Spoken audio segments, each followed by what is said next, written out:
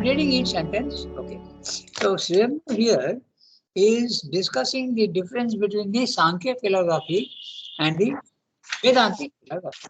In the Sankhya philosophy, Purusha is many. Okay. You are 5 of you listening to this talk, and me, we are all different. Our soul essentially may be the same, but we are all different again. Just like the 100 mangoes on a mango tree, essentially they are the same taste, the same color outside, and basically the same type of pulp, essentially. But each one is different in size and not only size, but even taste can slightly differ. So this is the what he is saying. In the Sankhya philosophy, essentially each soul is same. It does not say that. It is Advaita which says that. But they are saying all souls are different. And there is only one Prakriti. But in the Vedantic idea, all souls are essentially the same at the highest level. And we are interested more in the higher level than in the lower level. So the Vedantic idea is there is only one soul. And all the different, seemingly different souls are actually essentially the same. In other words, you can become the divine. In the Sankhya philosophy, you can have a relation with the divine, and you can, but each soul is different. And when one soul has got realization of the divine, the other souls have not yet got. Therefore, they are different. At the lower level, this is true. Okay. So, the Vedantic idea of, I'm reading the text now. The Vedantic idea of knowledge does not present the same difficulty. Okay. The same difficulty. The Gita takes it at once and completely, and throughout the 6 chapters, quietly substitutes the still immutable Brahman of the Vedantins, which is the self, the one without a second, immanent in all cosmos, for the still immutable but multiple Purusha of the Sankhyas. So it replaces the different multiple Purushas at the lower level, all different, and it says there is only one soul, okay? The Brahman of the Vedantins. So that is the difference between Sankhya and Gita also, and also Vedanta. Yeah. So, good morning, Archana Ji. Good morning, Shilpa. Okay. So, good morning, Rangada. Yeah. The Gita takes it. Yeah, good morning. The Vedantic idea of knowledge does not present the same difficulty, because the difficulty is that there is only one, various souls, and only one Prakriti. That's right. Spirit is one, nature is also one, but in Sankhya philosophy, spirit is many. You are all different souls. The Gita takes it over at once and completely, and throughout the 6 chapters, quietly substitutes the still immutable Brahman of the Vedantins, the one without a second, Ekameva Dvitiya, immanent in all cosmos, for the still immutable but multiple Purusha of the Sankhyas. Okay, so this is what the Gita does. And the Upanishads also do that. The Vedanta also does that. It says there is only one ultimate soul. Then it says, the Gita is saying, it accepts throughout these chapters knowledge and realization of the Brahman as the most important, the indispensable means of liberation, even while it insists on desireless works as an essential part of knowledge. Knowledge is the most important, and knowledge of the self is important, Brahman, but you have to do the work, okay, in the physical world, and the work is to be done as a sacrifice to the divine. It accepts throughout these chapters knowledge and realization of the Brahman is the most important, the indispensable means of liberation. You have to know. Knowledge is essential for the Brahman, even while it insists on desireless works as an essential part of knowledge. Whereas in the Sankhya philosophy, Prakriti is an illusory thing, and you have to get rid of it. Okay, so here you have to continue to do the actions, but not in the egoistic sense, but in the sense of a sacrifice. Whatever I am doing, whatever I am thinking, whatever I am emoting, all is to be offered as a sacrifice to the Lord. Then that brings about the knowledge. It accepts, it is the Gita, accepts equally nirvana of the ego. Now that's an interesting. Nirvana means the blowing out. Nirva, when you blow out a candle, you blow from your mouth a gust of wind and it blows out the flame. Exactly in the same way, when you go to the self, it's a nirvana of the ego. The ego is extinguished. Okay, nirvana is the extinguishing of the physical world. It becomes an illusion. It becomes only shadow play of images without reality. In the infinite, it accepts equally nirvana of the ego. In the infinite equality of the immutable, it accepts that. Of the immutable, impersonal Brahman as essential to liberation. The self is always impersonal. Okay? The personal aspect of the divine you experience only at the lower level, you experience it through bhakti yoga, or you have to go to in the knowledge aspect, you have to go to the supreme, the Purushottama, third level. Then you can get the personal aspect of the divine. Otherwise, the self, the nirvana, okay, the witness self is all impersonal. Nobody is there. You only experience a plane of consciousness, which may be that of consciousness, or it may be that of substance, or it may be that of ananda, or even power. Okay, exclusively. So there Here, was this nirvana thing. of the ego, Ah, Rangada. Here, yes, nirvana of the ego is individuality, no? yes, very Yeah. much. Yeah, the ego is an individual phenomena in the nature, in the lower level. Your ego is active when you are identified with your body, mind, life. The moment you cease to identify yourself with your body, mind, life and realize that you are the self, the pure consciousness, okay, like Shankara says, Chidananda Rupa Shivoham Shivoham, then the ego disappears. The ego is there as long as you are not conscious of your soul in the body, mind, life.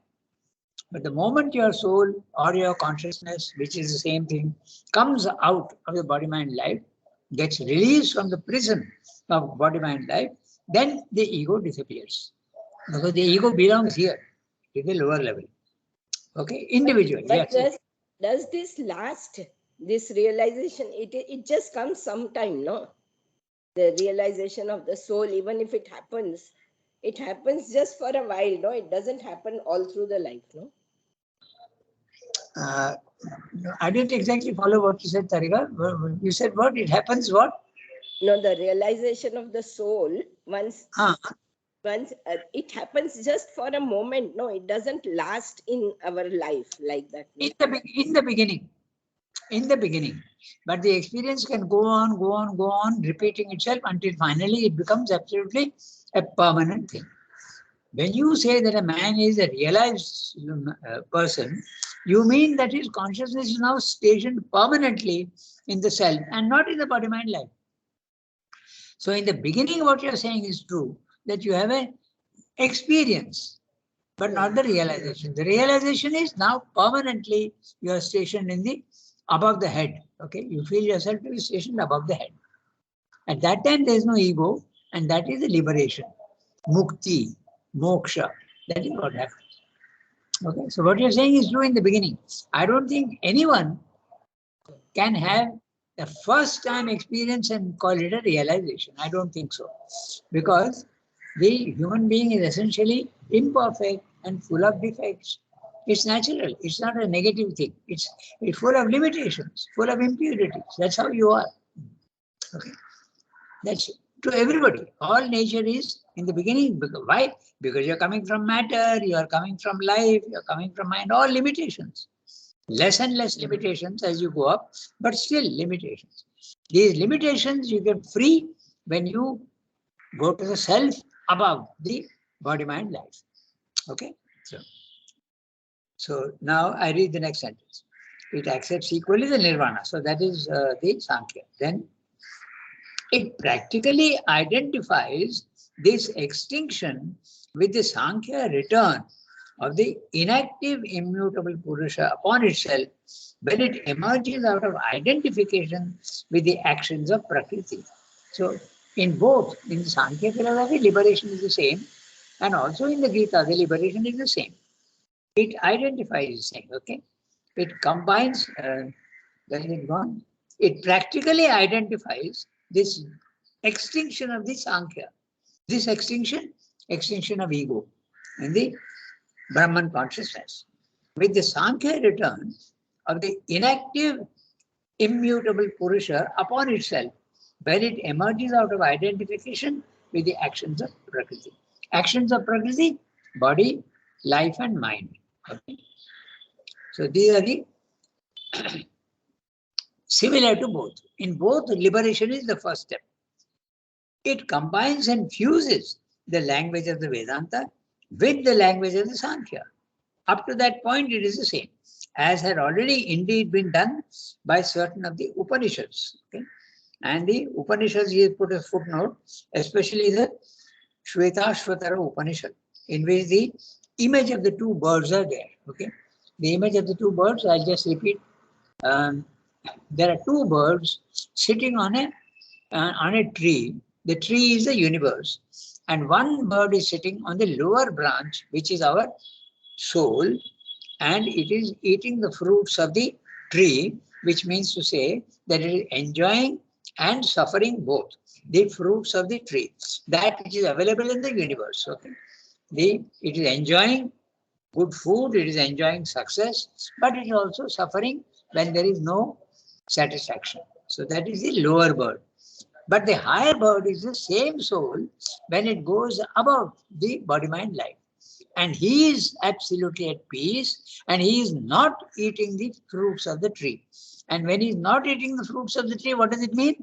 That nothing from the physical world is affecting him. He is calm and quiet, and he is watching the lower bird, okay, with maybe a little bit of compassion even, but with absolute detachment. He is in peace and calm. This is the image in the Shvetashvatara Upanishad, also in some other Upanishads also. The same image is there. Okay. In fact, note interestingly that the Shvetashvatara does not speak of the third level of the Purushottama consciousness, where you see the impersonal aspect of the divine as well as the personal aspect of the divine. The third level is not being spoken of, although it does refer to it in a very vague manner. Srebro says it is not very clearly enunciated in the Upanishads as it is in the Gita. The Gita is very, very clear about the three levels. Level 1, Kshara Purusha. The Purusha, the personal aspect of the individual soul, is imprisoned in the body-mind life. Level 1, Kshara Purusha. Kshara, mutable. Okay. Then level 2, the spiritual planes of consciousness, the Akshara consciousness. And the third level, the Uttama Purusha. Akshara Purusha, Kshara Purusha, level 1. Second level, Akshara Purusha, the self, immutable self. The third level, Uttama Purusha, combines both personal as well as impersonal. And then you have the power to do whatever you want in the physical world. But you have to be stationed there. You can't just have one experience. If you do have an experience, you have a lot of power, but it's not permanent. Permanent means you will become part of a supramental race. Okay, so by certain of the Upanishads. But still, there is a defect in the Vedantic position which has to be overcome. So even in the Vedantic position, they are not speaking clearly of the Purushottama, the third level. That's what Srendra is going to discuss now.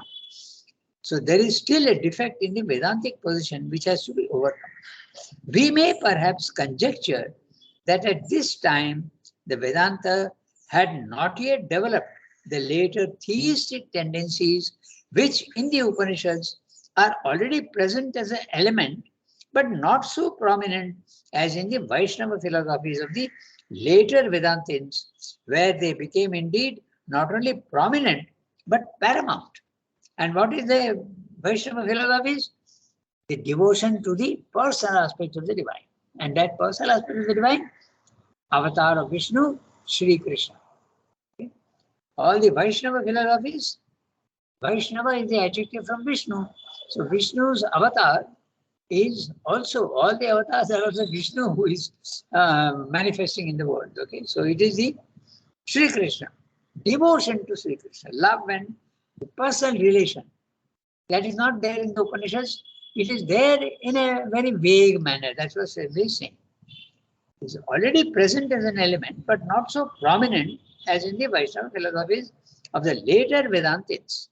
Later Vedantins, the Chaitanya Mahaprabhu, okay, because he is only 400 or 500 years old, whereas Shankara is, Vedanta is 1200 years old, no, 1500, 800 BC.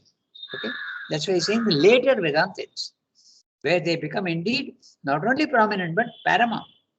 We may take it that the orthodox Vedanta was, at any rate, in its main tendencies, pantheistic at the basis, monistic at the summit. So you can imagine pantheistic at the basis, the universe is the divine. Okay? He is there everywhere. Okay? Because if you remember this sentence in the Upanishad, Sarvam Khalu Idam Brahman. Shankara accepts this. The world is nothing but Brahman. Okay? So how can he be a Mayavadin? He is not a Mayavadin. Sarvam Khalu Idam Brahman. But at the highest level, it is not Sarvam, it is only one. Okay?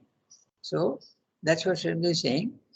Pantheistic at the base. Pantheistic is clear. Pantheism is the philosophy which says that nature is the divine. The divine is nature. The wide universe is the divine. That's pantheism. But it is monotheism at the summit. There's only one ultimate reality. So this is the Vedantic position. Okay. So then there's also a footnote for the summit. The pantheistic formula is that God and the all are one. When you use the word all with an A cap, he is meaning the universe and whatever is there in the universe. The monistic idea, formula, adds that God or Brahman alone exists and all in the cosmos is only an illusory appearance or else a real but partial manifestation. In the Vedantic philosophy, the universe can be seen as unreal, then it becomes Mayavada, or you may see it as real if you have the cosmic consciousness. Okay, so that is the Vedantic position. That's what Srimad is explaining. But the Gita goes one step beyond and formulates the idea of the Purushottama, the third level. It knew of the Brahman, one without a second. Vedanta, when he says it, he is talking about Vedanta. It knew of the Brahman, one without a second. It knew of the gods, Vishnu, Shiva, Brahma, and the rest, who all resolve themselves into the Brahman. But the one supreme Brahman as the one Ishvara, Purusha, Deva, all different words are there used.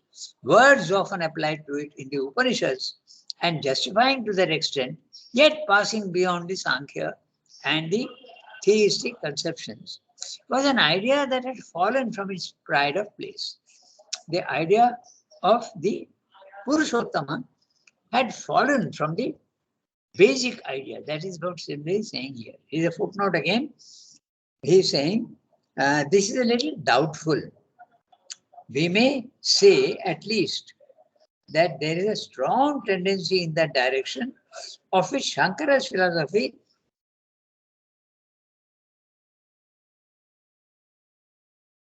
saying a slight doubt about the Upanishads, the Vedanta, knowing about the Purushottama.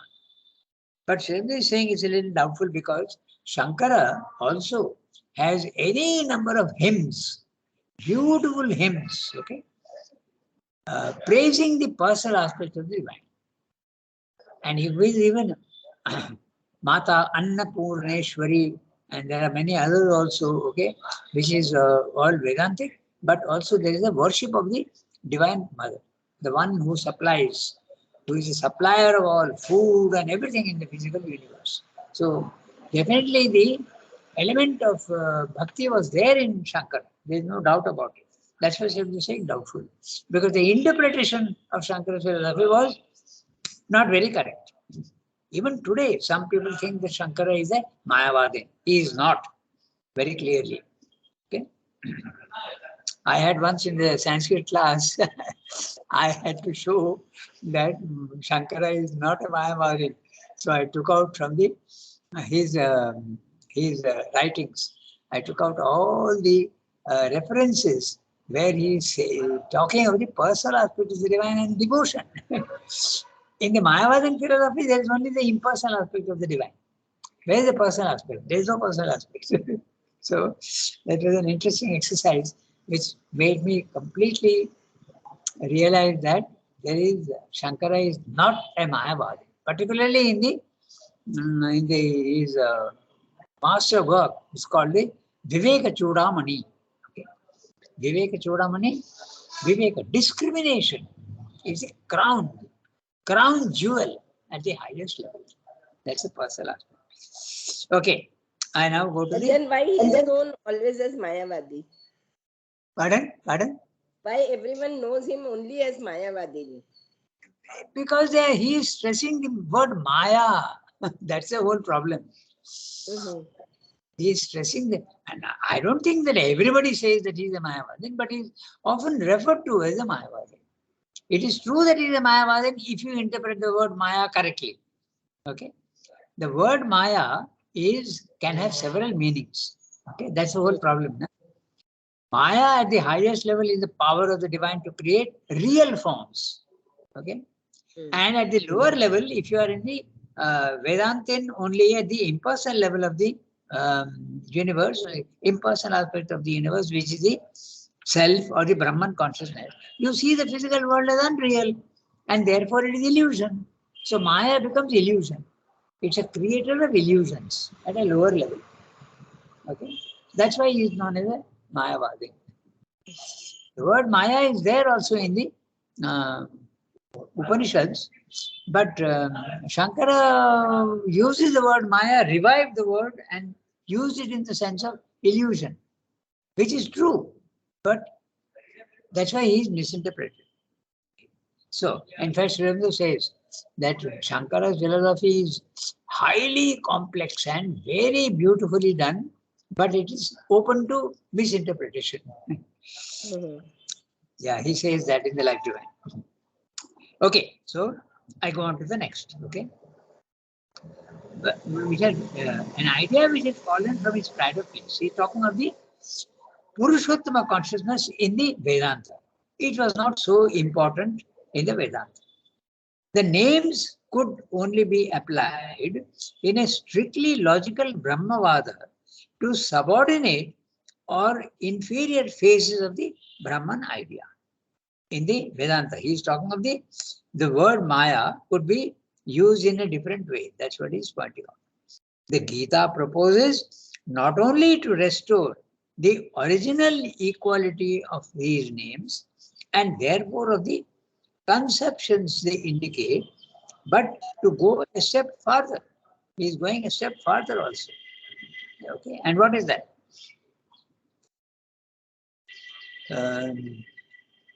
To go a step further. The Brahman in its supreme and not in any lower aspect has to be presented as a Purusha with a lower Prakriti for its Maya. So to synthesize thoroughly Vedanta and Sankhya. And as Ishvara, so to synthesize thoroughly both with Yoga. So we'll look at the sentence carefully. The Brahman, it goes a step further. Gita is going further from the Upanishads. That's what it is saying. What does it do? It not only to restore the original quality of these names, the Ishvara or the Purushottama, and therefore the concepts and the indicate go further. The Brahman in its supreme, that means the Brahman in its supreme is the Purushottama level 3 and not in any lower aspect level 2. Okay, very clear. Has to be presented as a Purusha with the lower Prakriti for its Maya. Okay, there is a Gita. He is saying that there is a third level, and at the second level there is Purusha, and there is lowest level, it is a Maya. Maya is the one that creates the illusions of the lower Prakriti. Okay. So to synthesize thoroughly Vedanta and Sankhya. Now they are interpreted in the Gita in the correct way. And as Ishvara, so to synthesize thoroughly both with yoga, karma yoga. Because in the other systems, the karma yoga is not there. But the Gita is going to represent the Ishvara, the Purushottama, as higher even than the still and immutable Brahman. Purushottama is level 3, which is higher. Even then, still and immutable Brahman, level 2. Okay, where you experience the impersonal aspect of the divine, and the Purushottama is the aspect where you experience both personal as well as impersonal. And the loss of ego in the impersonal comes in at the beginning as only a great initial and necessary step towards union with the Purushottama. So you have to go through the experience of the self, which is the impersonal, and then only you can go to the highest level, which is the personal as well as the impersonal. Okay? But note interestingly that the personal aspect can be accessed through the Bhakti Yoga also at a lower level. It's not that you can't access the personal aspect of the divine with the Vaishnava philosophy, but then you don't get the knowledge. You don't get the knowledge of the higher planes of consciousness. Okay? Purushottama has got both. The knowledge as well as the power and the ananda and everything, and devotion and love. For the Purushottama is the supreme Brahman. Okay? He is not the lower Brahman, but the supreme Brahman. Level 3. Only Brahman is level 2. Supreme Brahman is level 3, which is Purushottama. Okay? It therefore passes boldly beyond the Veda and the Upanishads as they were taught by their best authorized exponents, and affirms a teaching of its own, which it has developed from them, but which may not be capable of being fitted in within the four corners of the meaning as ordinarily interpreted by the Vedantics. The Vedantics are talking only of the level 1 and level 2. They are not talking of level 3. Very clearly. He's saying they don't talk about it very clearly. Because he's saying very clearly, see, he's saying, but which may not be capable of being fitted. There's a little bit of a doubt. No? That's why he has told you earlier also.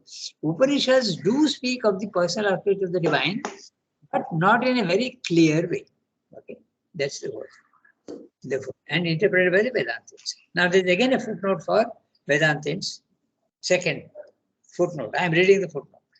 In reality, the idea of the Purushottama is already announced in the Upanishads. He is admitting, Swami is admitting. Though in a more scattered fashion than in the Gita. And as in the Gita, the Supreme Brahman or Supreme Purusha is constantly described as containing in himself the opposition of the Brahman with qualities and without qualities. Nirguna Guni. This is the Saguna aspect is the personal aspect of the divine. He has got qualities. And the Nirguna aspect is no qualities at all. Absolutely immutable, featureless. Okay? Without any characteristics. Infinite, eternal, and without any features. Okay? That's a Nirguna. So Nirguna and Saguna are spoken of very, very clearly in the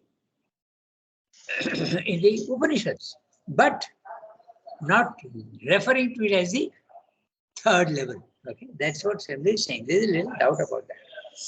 So he is not. Who is the he? The Supreme Purusha or the Purushottama. He is not one of these things to be exclusion of the other, which seems to our intellect to be contrary. The impersonal and the personal seem to be contrary. That's what he's saying. They seem to be experienced separately. But in the Gita, they are experienced simultaneously in the third level. That's the difference. Okay. We have got 15 minutes. We read the next one. Nirguna, Yeah. Nirguna Guni means Yeah. means Nirguna Guni means? Nirguna still means having without guna, no? qualities. Huh? Pardon? Still he's having gunas, no? Nirguna, but with guna. Oh, gunas means characteristics. Guna is a But quality. Nirguna Guni and yeah. Yeah, that's right. In the Purushottama. Nirguna, he is qualityless, but he is also a guni. He has got qualities. A guni is one who has got qualities. Yeah. Tarika? Any? No, because Brahman and with I didn't understand the difference. Okay. Nirguna Guni or Saguna. Okay. I'll make it. Nirguna is the impersonal aspect of the divine. Yeah. Okay, clear? He Yeah. has got no qualities at all. You are, when the human being experiences the nirguna, he is in the Brahman consciousness. And what is the Brahman consciousness? Impersonal, no qualities, absolutely a blankness, and only peace and calm and knowledge. Okay, clear? There is no God, there is nobody there. But the Guni is one whom you experience as God. He has got love, he has patience with you. Your voice is breaking. A lot of noise coming. Yes. Voice is breaking also. I don't can't catch. So Guni means the personal aspect of the divine. In the Yeah. Upanishads, they are mentioned as separate. Okay. Mm-hmm. Guni is in the Gita. He is both together simultaneously. Mm-hmm. Even Srimdo had the problem when he was in the spiritual planes of consciousness. Okay, he was seeing Purusha and Prakriti separately. They both exist, but they are separate. In other words, you can see the divine with qualities, but you can also see the divine without qualities, but they are separate, they are not one. At the third level, in the supermind or in the Purushottama, the third level, they are one. They are two aspects of the same. Now it's clear? Yeah. Yeah, that is what he's saying. In the Gita, very clearly, Nirguna, Guni, he is both together. Only at the third level. Okay? Yeah. Okay. Rangada? So now, yeah, tell me. Yes, okay. When Sri Aurobindo said here, it therefore passes boldly beyond the Veda and the Upanishad. So what does he mean here, the Veda? Oh, the Vedas, because there is no clear, the Vedas does speak of all the levels, okay? Because it says the spirit is the highest is our father and the lowest is our mother. So it does speak of all the levels, but not with any philosophical aspect. Okay, so that's what he's saying, going beyond the Vedas and the very clearly enunciating the combination of all these things. That's what he means by going beyond all these with a clear conception. Suki, your question is why he's saying beyond the Veda, right? Yes, yes. So what the Veda means here, and yeah. So I think because the Veda is a synthetic a principle, synthetic, it is synthetic. But the expression is not so clearly enunciated. Okay. Okay. In fact, there is no philosophy in the Vedas. No philosophy at all. It's only a record of experiences, that's all. So Rangada, although the Veda is synthetic, although the Veda is integral and synthetic, but it doesn't have a philosophy there. But the Gita is synthetic and philosophical both. Yes, that's right. Okay. That's right. Philosophical because it is expressing in mental terms higher spiritual. That is philosophy. Okay, okay. Thank you. Okay. Yes, thank you. You can read the next one. the Gita in later chapters speaks highly of the Veda. Also, Shunki, there's another thing. Because Yes. Gita has criticized the Vedas, na? Mm-hmm. So you remember in the previous one, the Vedavadins, okay? Those, Yes, yes. yeah. So it is going beyond that also. Now it was Mhm. criticizing not Vedas, but those who are interpreting the Vedas only in the sense of using the mantras there for success in the physical world, okay? For wealth, for prosperity, for happiness, for children. The Vedavadins are utilizing the Vedas only for success in the physical world.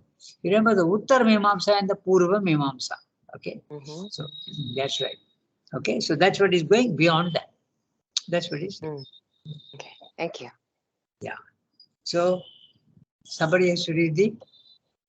If uh, Yasmin can certainly not read because her voice is absolutely out. Rang- If I, Rangada, yeah, tell me. uh Rangada, here also one aspect, what I understood in this paragraph, which I was on the way, so I couldn't speak. There he is also saying, I think, what I felt, maybe I'm wrong, that he is also insisting that in the Gita has strongly put the idea of Purushottama, which is not very clear in the Veda and Upanishad. In That's that right. also, in that also Gita goes beyond the Veda and Upanishad. I'm answering That's to right. what Sonki asked, na, that why is he telling going beyond the Veda? Even this aspect in Veda Exactly. and Upanishad, they Yes. have not put very strongly the aspect of Purushottama, That's right. where Nirguna Gunis Brahman. Exactly. But in Exactly. Gita, clearly Krishna has mentioned, or in the Gita philosophy, it is clearly mentioned. I thought this is That's also one. exactly. That's all. You have understood absolutely correct. That's what he said. So we read the next para. Okay, it's the last para of the chapter. Maybe we can only read it today. So Archana, you'll read. If you are, if you don't have to go away, you can read. No, no, Rangada, I cannot read because I don't carry the text to the Okay. dispensary. Okay. In 5 more that minutes. case, yeah, either Shilpa or Sunki has to read, or even Pallavi. She is there. I can Pallavi, read. are you there? Yes, yes, Rangada. Okay, then will you read the last para? Yes, Rangada. Okay, go ahead. The Gita in later chapters. The Gita in later chapters speaks highly of the Veda and the Upanishads. They are divine scriptures. They are the word. The Lord Himself is the knower of Veda and the author of Vedanta. Vedanta. The Lord is the one object of knowledge in all the Vedas. Sarva Vedar Aham Eva Veda. A language which implies that the word Ved means the book of knowledge and that these scriptures deserve their appellation. The Purushottama from his high supremacy above the immutable and the mutable has extended himself in the world and in the Veda. Still, the letter of the scripture binds and confuses, as the apostle of Christianity warned his disciples when he said that the letter killeth and it is the spirit that saves. And there is a point beyond which the utility of the scripture itself ceases. The real source of knowledge is the Lord in the heart. I am seated in the heart of every man, and from me is knowledge, says the Gita. The scripture is only a verbal form of that inner Veda, of that self luminous reality. It is Sabda Brahma. The mantra, says the Veda, has risen from the heart, from the secret place where is the seat of the truth. Sada, Sadhana. Sadanarasya Guhayam. That origin is its sanction, but still the infinite truth is greater than its word. Nor shall you say of any scripture that it alone is all sufficient and no other truth can be admitted, as the Vedavadin said of the Veda, Nanyada Astitya Vadina. This is a saving and liberating word which must be applied to all the scriptures of the world. Take all the scriptures that are or have been Bible and Quran and the books of the Chinese Veda and Upanishads and Purana and Tantra and Shastra and the Gita itself and the sayings of thinkers and sages, prophets and avatars. Still, you shall not say that there is nothing else or that the truth your intellect cannot find that there is not true because you cannot find it there. That is the limited thought of the sectarian or the composite thought of the eclectic religionist, not the untrammeled truth seeking of the free and illumined mind and God experienced soul. Heard or unheard before, that always is the truth which is seen by the heart of man in its illumined depths, or heard within from the master of all knowledge, the knower of the eternal Veda.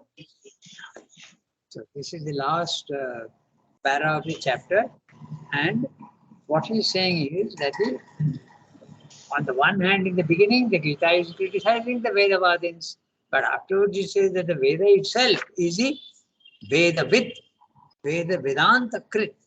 Vedavid, the one who knows the Veda, okay? And the Vedanta Krit, the one who has written the Vedas, the one who has done.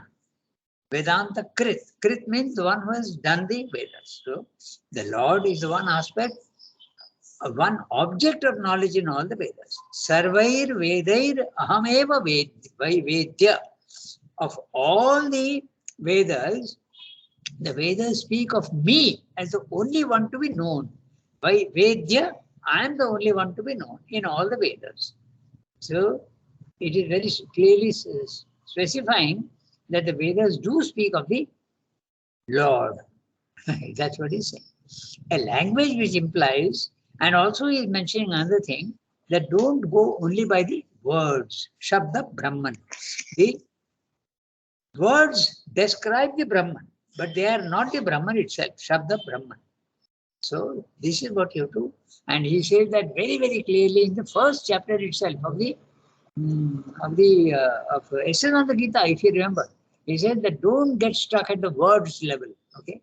And also in the synthesis, he says so clearly that all scriptures are relative truths. They are not the complete truth, and no scripture can claim to be the absolute truth. They are only expressions of truth, and expressions through words are limitations. So all scriptures are only partially true. So you don't get stuck and insist that only this one is true, like the Bibles and the Quran. They insist that that's the only way. It is something so strange that they don't see that the divine cannot be limited only to one channel. You can experience the divine only through Christ. Okay? That's a funny aspect. How can that be? The divine is infinite. So you must have a very, very wide way of looking at things. How can the divine be limited only to Christ? What about those who have not heard of Christ? Is God being unkind to them? How can it be? So that idea is wrong. And in this Quran also, Muhammad is the only prophet. So that idea is absolutely absent in India, where we have got under the Vedanta, there are so many different religions. There is, of course, Quran and the Bible came from outside. But even within India, you have so many different types of the Vaishnavites and the Shaivas and the Sikhs and the Jains, all different aspects, but all are tolerated. And there used to be also debates in the courts of kings. So there was no intolerance there, as there is there is an intolerance in the Christianity also, because they say only Christ is the only way to God. So that is exclusivity.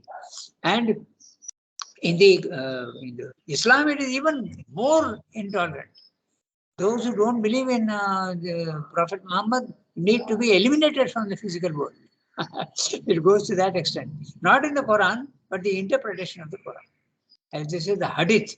Okay. In the Quran, there is the talk of jihad, but maybe that's a different interpretation. But in the hadith, okay, that's a subject, it is a additional text which many follow, and now the world is realizing everywhere that is hadith is very, very intolerant. Those who don't believe in Muhammad should be eliminated from the physical world. Either the Quran or the soul. That's how they spread Islam. Right from the Mongoloid race, right up to across Asia and across the Middle East, across even the northern part of Africa into Spain and France. Even that, they spread that much. Okay, until finally the Christianity overtook Islam, and from Europe largely Islam disappeared. But in modern times, from the north coast of Africa, Yemen, Morocco, Algeria, Tunisia, Egypt, all these are Islamic countries. And when there was migration after liberation of all these colonies, the Islamists again have gone back into Europe and are creating trouble there. Okay, so that is the. It's very interesting, but there have been very interesting studies. Okay, and they have found that if the Muslims are given freedom, slowly they convert the whole country. In 2-3 cases, it already happened. Okay, in Jordan, in Beirut, okay, Lebanon. From a Christian country, it has become a Muslim country. So Europe is really afraid now that if you allow these to happen, then slowly it will become a Muslim continent, Europe. So this is the difference which pointing out. We have gone beyond the time, so we'll stop here today. So next time we will maybe redo this para and then go on to the 10th chapter, the Yoga of the Intelligent Will, which includes both Sankhya as well as Jnana Yoga. You realize the divine through the mind, okay? Intelligent. Okay.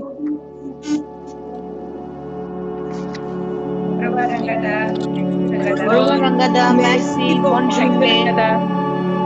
For everybody. Thank you, Have a Rangada. nice day. Okay, au revoir.